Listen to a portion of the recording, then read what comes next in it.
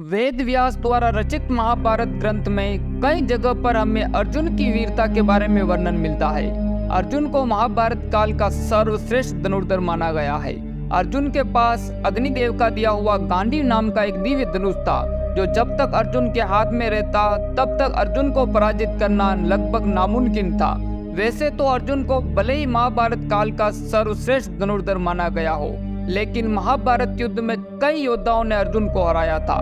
कृष्ण की मदद से अंत में वह सब पर भारी पड़े। सर्वश्रेष्ठ धनुर्धर अर्जुन महायुद्ध में जीत से पहले 21 बार पराजित हुए थे। महाभारत युद्ध में पांडु पुत्र अर्जुन को 5 बार हराया गया था। एक बार तो अर्जुन को इतना असहाय कर दिया कि घायल अर्जुन को देखकर खुद कृष्ण ने अपनी प्रतिज्ञा तोड़कर भीष्म को मारने के लिए सुदर्शन चक्र उठा लिया। इसी तरह एक बार युद्ध में गुरु द्रोणाचार्य ने अर्जुन को 4 बार हराया। जयद्रथ वध के समय खुद अर्जुन ने द्रोण को अपराजित माना था और उनसे रास्ता छोड़ने के लिए उनके शिष्य प्रेम का सहारा लेकर रथ पीछे से घुमाकर निकल गए। अर्जुन को कर्ण ने सीधे युद्ध में पराजित कर रण छोड़ने को मजबूर कर दिया था। अर्जुन को 17वें दिन कर्ण ने 4 बार हराया।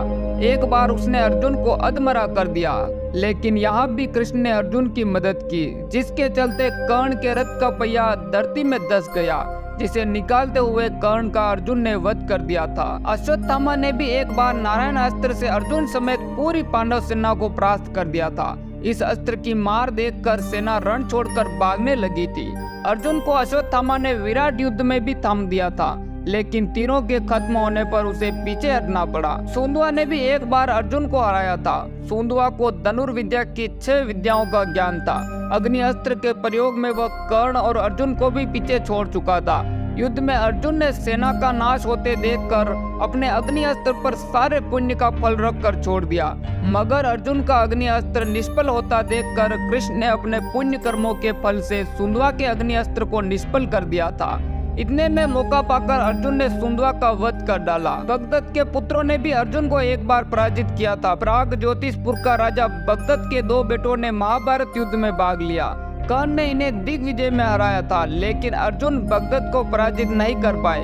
7 दिन तक युद्ध चला, लेकिन परिणाम नहीं निकला तो इंद्र को सुलह करनी पड़ी।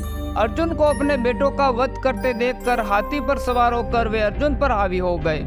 अर्जुन के बेबस पड़ते ही कृष्ण उन्हें बचा लेते हैं। बगदत्त द्वारा छोड़े गए वैष्णव अस्त्र को कृष्ण निरस्त कर देते हैं। तब अर्जुन बगदत्त की आंख पर बंदी पट्टी तोड़कर उसका वध कर देते हैं। अतिच्युत नामक योद्धा ने भी अर्जुन को एक बार पराजित किया था। अतिच्युत ने तपस्या कर एक दिव्य गदा पाई थी, जिसके प्रयोग पर योद्धा का वध निश्चित था।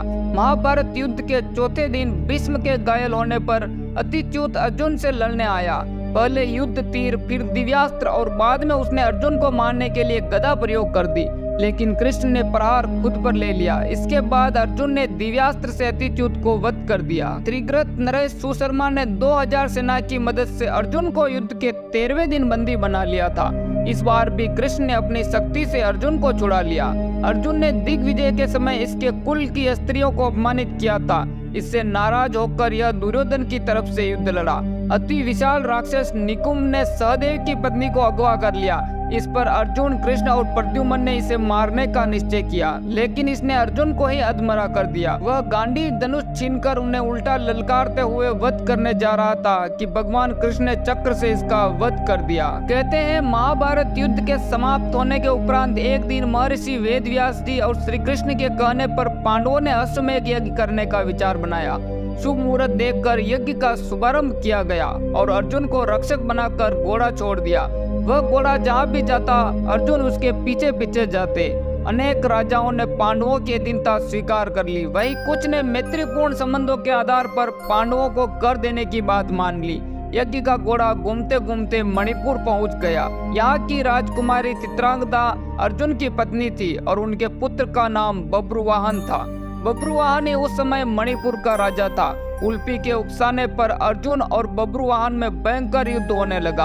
अपने पुत्र का पराक्रम देखकर अर्जुन बहुत प्रसन्न हुए। बब्रुवाहन उस समय युवक ही था। अपने बाल स्वभाव के कारण बिना परिणाम पर विचार कर उसने माँ गंगा की दी हुई अमोघ शक्ति अर्जुन पर छोड़ दी।